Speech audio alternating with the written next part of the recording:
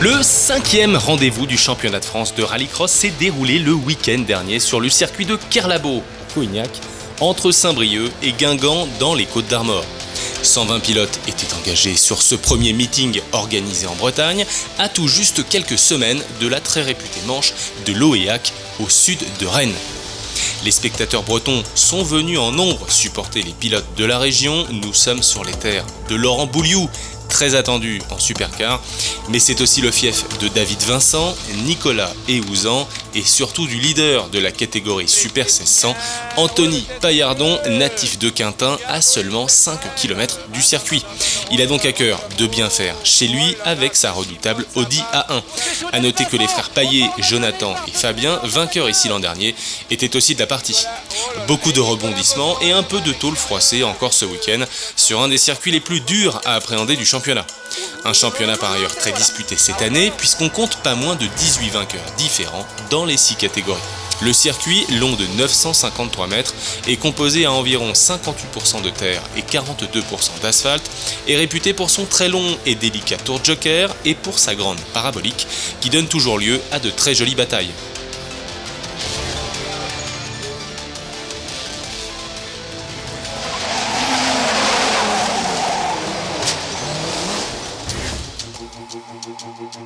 Avant de voir les magnifiques et surpuissantes supercars, on commence par la finale de la Division 4, où l'on retrouve les animateurs habituels, à savoir Blaise en pôle et Mauduit à ses côtés. Xavier Alero confirme sa progression dans la catégorie. Nicolas Botorel, régional de l'étape et dernier vainqueur à Pont-de-Ruan, part quant à lui en dernière ligne.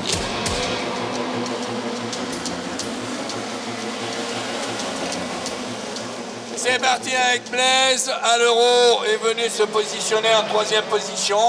On est tendre dans cette finale-là. C'est la première finale du jour et c'est parti. Et ça attaque tour joker pour Jean-Michel Guérin. Tour joker pour Jocelyn Laurence avec l'Audi. Et... Allez, Jean-François Blaise, c'est parti. Dans cette grande finale ici à Kerlabo, sous le soleil, 7 tours, Anthony Mauduit en 2e position, Xavier Alero en rôle d'observateur en 3e position avec la 208. Et il faut surveiller le 4e Christophe Barbier, le vainqueur de Pont-de-Ruan, Nicolas Botorel, bien placé, mais là il faudra jouer le tour joker. Il a raison, Nicolas Botorel, pour aller chercher au moins le podium. Allez, tour joker en effet pour Nicolas Botorel, le vainqueur de Pont-de-Ruan qui rentre dans le match après une Q1 compliquée. Jean-François Blaise qui est toujours devant. Et par contre, ils sont 4 pour un podium.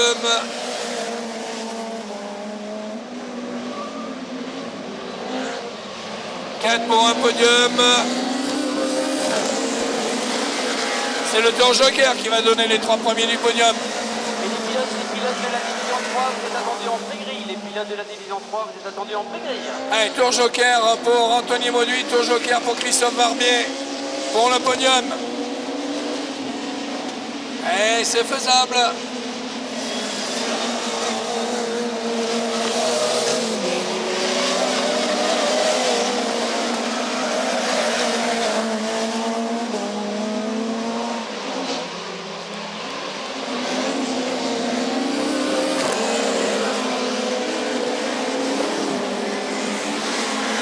Blaise. 7 tours, c'est long, hein. Le tour joker est prépondérant. Tour joker pour Jean-François Blaise. Allez, c'est parti pour Jean-François Blaise. Tour joker pour Xavier Alero.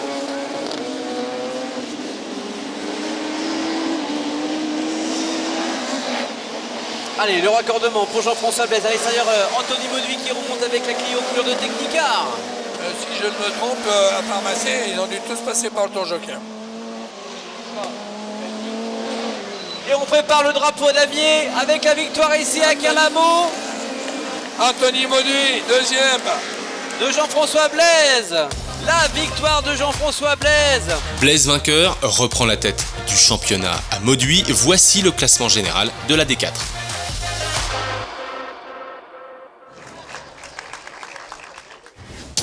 Place à la Division 3 avec pas moins de 32 engagés sur cette manche. Le duel Pelfren-Beauclé se poursuit, arbitré par Jeannot, Coué, Bézard et Leferrand. Jean-Baptiste Vallée est également venu se joindre à la bataille avec sa magnifique C3. Pelfrene a encore fait le spectacle en réalisant un des plus beaux dépassements du week-end.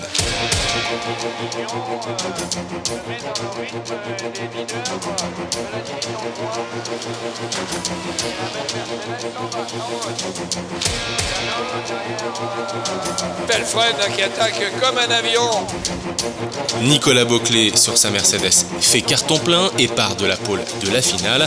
Une finale un peu perturbée par un incident qui, vous allez le voir, a tourné court.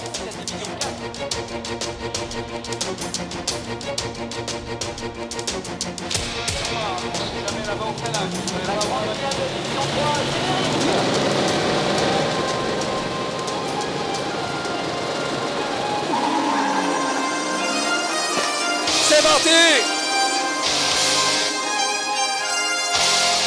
Oh là là là là! Oh, c'est très chaud.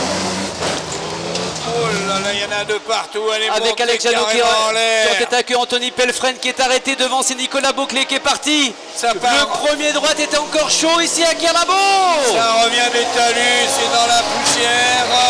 Et tout le monde est reparti avec Pelfrene qui prend le tour joker. Tony Lomond qui a pris le tour joker également. Cyril Coué, souci sur l'Apollo. Cyril Coué qui est arrêté. Devant, c'est parti pour Nicolas Beauclet et la Mercedes. Et Lomond. Ok. Alors attendre que tout le monde ait passé au moins un tour. Ouais, c'est le problème là pour Thomas Fautin aussi, je crois. La victoire de Nicolas Beauclet. La deuxième place de Jean-Baptiste Vallée et la troisième place de Tony Lomond.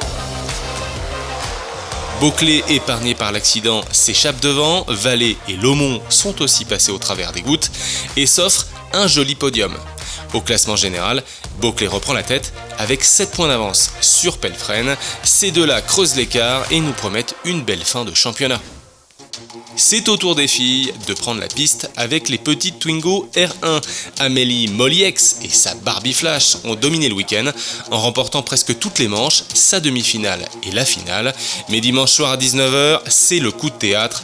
Amélie Moliex est exclue du meeting pour voiture non conforme. Tous ses points marqués ce week-end ont donc été annulés. Gros coup dur pour celle qui avait su se relever après sa grosse déconvenue de Faleras. Ce sont Emma Chalvin, Mélanie Lefrançois et Chloé Danvaux qui profitent de cette exclusion.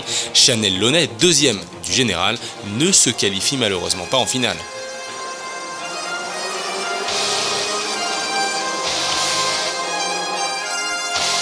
Et c'est parti déjà pour la Barbie Flash Amélie Moliex qui emmène Emma Chalvin et Mélanie Lefrançois. Elles sont sages, les jeunes femmes. C'est bien passé là-bas au premier virage avec Amélie Moliex devant Emma Chalvin. À la troisième place, c'est Mélanie Lefrançois. Allez, toutes ces femmes qui passent à la parabolique. Pour l'instant, le tour joker qui a été pris par Coraline Aubois dès le premier tour. Elle a eu raison. Allez, c'est parti pour la Barbie Flash. Amélie qui attaque son deuxième tour. Qui est devant Emma Chalvin. En troisième position, Mélanie Lefrançois. En quatrième, Chloé Danvaux. Chloé Danvaux qui retrouve à la cinquième place Célie Adrien, à la sixième Marie Morel, à la septième Aude Dupont et à la huitième Coraline Aubois. Allez, tour joker, regarde, il y a du monde. Du monde dans le tour joker. Avec Célie Adrien, avec Marie Morel. Voilà, ces deux femmes viennent prendre le tour joker à l'instant. Avec Coraline Aubois dans le match qui essaie de trouver une solution dans la grande parabolique et de rester à la corde. Allez, Marie Morel qui a pris le tour joker, même chose pour Célie Adrien. Oh, on monte dans la poussière qui est arrêtée au ralenti où ça repart pour... C'est reparti pour Aude. Le tour joker qui a été pris par Chloé Danvaux. Le tour joker pour Emma. Et elle va sortir au deuxième ou elle gardera... Oui, elle sort deuxième et elle garde quand même sa deuxième place. Et on prépare le Marie David dans quelques Morel. instants pour la quatrième victoire de l'année d'Amélie Moliex. Deuxième, Chalvin. La victoire d'Amélie Moliex annulée, c'est Emma Chalvin qui l'emporte et qui prend la tête du classement général. Moliex chute à la 4e place à 27 points du leader. Place à la finale junior avec 9 engagés. Tom Lejosec reprend des couleurs, remporte les manches et sa demi-finale. Mathieu Fretin et Luc Derrien complètent la première ligne.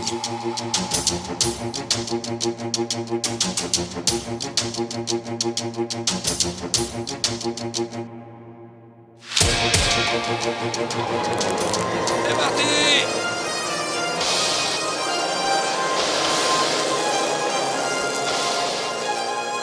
Le super envol de Tom Lejosec. Oh, ça bouscule là-bas au milieu. Alizé Potier qui était parti lentement. C'est à queue de Ils Camille sont à Barbe. 3 de front. Oui, Camille Barbe. Et tout le monde est reparti. Ouais, et c'est Luc Abour qui se retrouve dans le tour joker.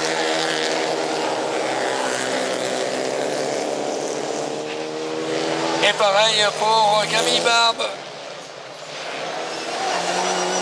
C'est maintenant pour la deuxième place le retour de Luc Derrien.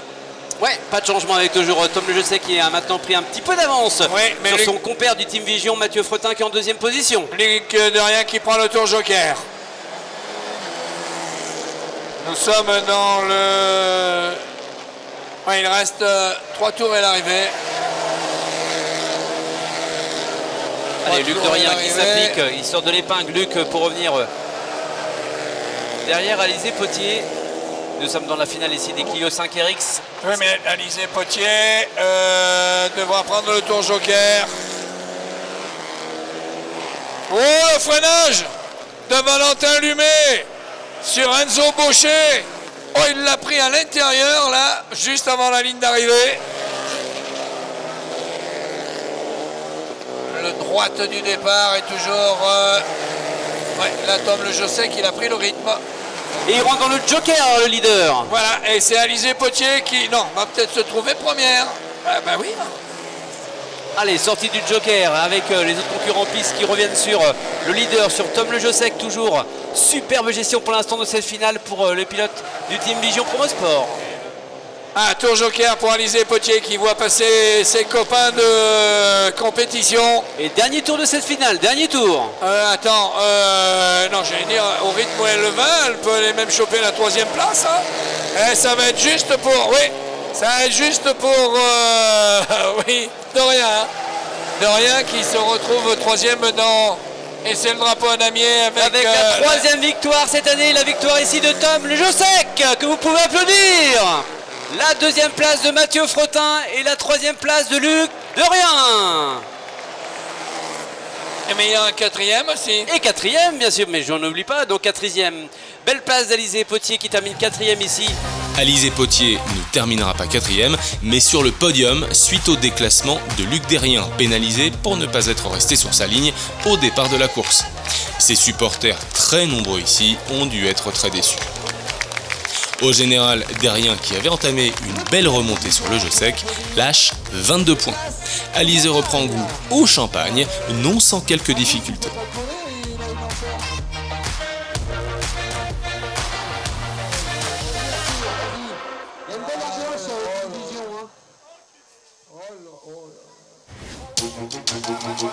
Place désormais à la Super 1600, vous avez devant vous les 5 pilotes les plus rapides de la catégorie, Terpero, Evenot, Eouzan, Boué et Paillardon. Jimmy sait qu'il ne peut rivaliser face à Paillardon avec sa modeste C2, mais comme toujours, le sanglier de Saint-Calais roule le couteau entre les dents. David Boué, toujours très rapide mais très malchanceux cette année, semble avoir réglé les soucis de sa voiture et figure en haut du classement. Le natif de Quintin domine le week-end, mais son rêve de victoire à domicile s'effondre en demi-finale suite à un incident avec Nicolas Eouzan. Pas de finale pour Paillardon, Jimmy Terpero peut espérer renouer avec le succès, il part en pôle de la finale. A noter la présence en finale d'Alexandre Lefebvre, débutant mais qui confirme que la compétition auto coule dans les veines de sa famille.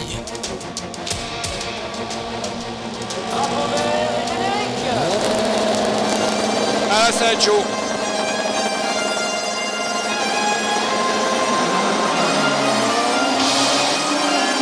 Et c'est parti pour la finale des Super 1600. C'est Jimmy qui est le mieux placé à la corde. David Boué à l'extérieur. Boué qui fait l'extérieur, qui garde la balle, qui glisse, qui glisse, qui glisse. Et c'est encore une fois Maximilien Evenot qui se pose sous l'aileron arrière de Jimmy Terpereau. Et c'était chaud encore en premier droite avec le tête à queue de Jérémy Lambec avec des soucis pour David Moulin devant. C'est parti pour Jimmy Terpereau. Et le tour joker pour Clément Picard. Et on repart d'abord du... Oui, c'est Moulin qui reste planté. Et Jérémy Lambec repart. Et là maintenant c'est un duel. C'est un duel devant. Le drapeau jaune présenté par les commissaires. David Moulin qui est dans le bac à sable du premier droite. C'est parti pour Jimmy Terpereau qui emmène la 108 de Maximilien Evenot. Et ça revient derrière avec la Clio H2V de David Bouet qui revient dans les roues de la 108 qui a décollé là-bas sur la bosse de la ligne droite. Romain Barret prend le tour joker. Se retrouve 4e, 5e Alexandre Lefebvre. 6e, et il a pris le tour joker lui aussi, le Belge Clément Picard. Et vous prenez... Que ça va vite dans cette finale, le sanglier sartois Jimmy Terpereau qui emmène Maximilien Evenot et David Bouet qui est dans le match aussi. Et David Bouet qui va profiter pour revenir sous l'aileron arrière de Maximilien Evenot.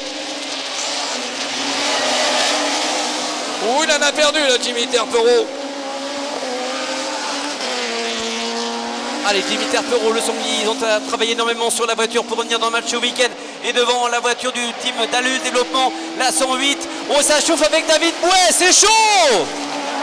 Oh, c'est chaud. L'accrochage entre David Bouet avec Maximilien Evenot qui est au ralenti.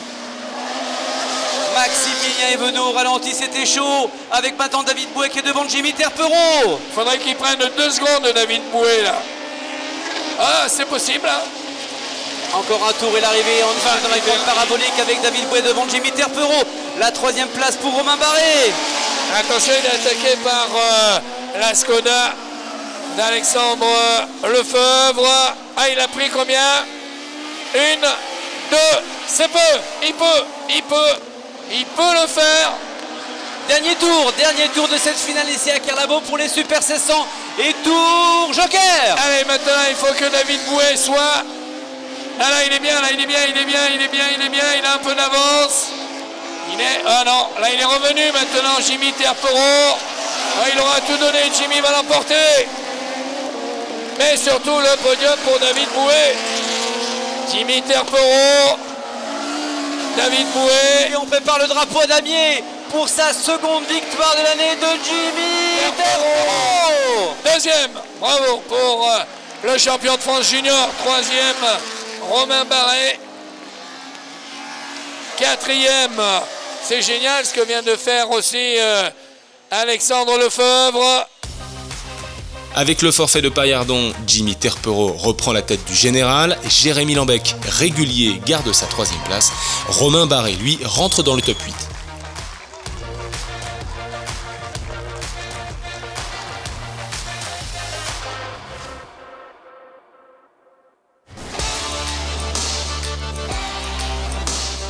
On termine avec la catégorie reine, les fameuses supercars.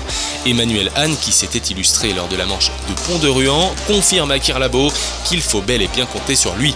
Les leaders du championnat se sont un peu chahutés au premier virage des premières manches, mais figurent bien en haut du classement du week-end. Laurent Bouliou, avec 3 podiums lors de ses 3 dernières participations à Kirlabo, était évidemment attendu, mais a eu du mal à trouver le bon setup. Il se qualifie tout de même en finale.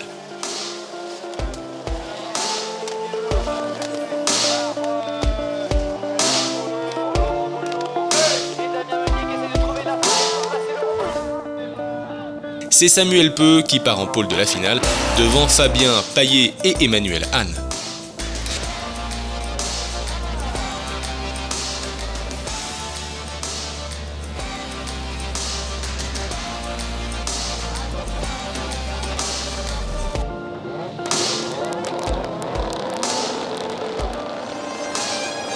La finale à Kirlabo, let's go! C'est parti avec le super envol de Samuel Peu à la corde. Samuel Peu devant. On attaque la grande ligne droite d'en face, Jean-Jacques. Ça fume de tous les côtés. Il est parti devant Samuel Peu. Alors que Mathieu... Voilà, Romuald de Delaunay était très collés.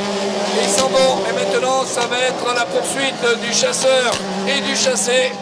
À savoir peu qui va subir les assauts incessants de la 208 de Fabien Payet. Samuel Peu qui emmène Fabien Payet, Romuald Delaunay en 3e position, le pilote de Varade, le champion de France en titre qui attaque le 2e tour. Et il est attaqué, Romuald Delaunay, par l'Apollo qui prend le tour joker. Tour joker pour le pilote de Pont-de-Ruan, le vainqueur de Pont-de-Ruan devant, un trio qui commence à se détacher avec Samuel Peu qui est toujours devant. Et abandon de Philippe Malouagne, là qui repasse au ralenti mais qui ne veut pas gêner. Prendra les points mais il ne sera pas classé sur le podium. Et devant les 3 hommes de tête,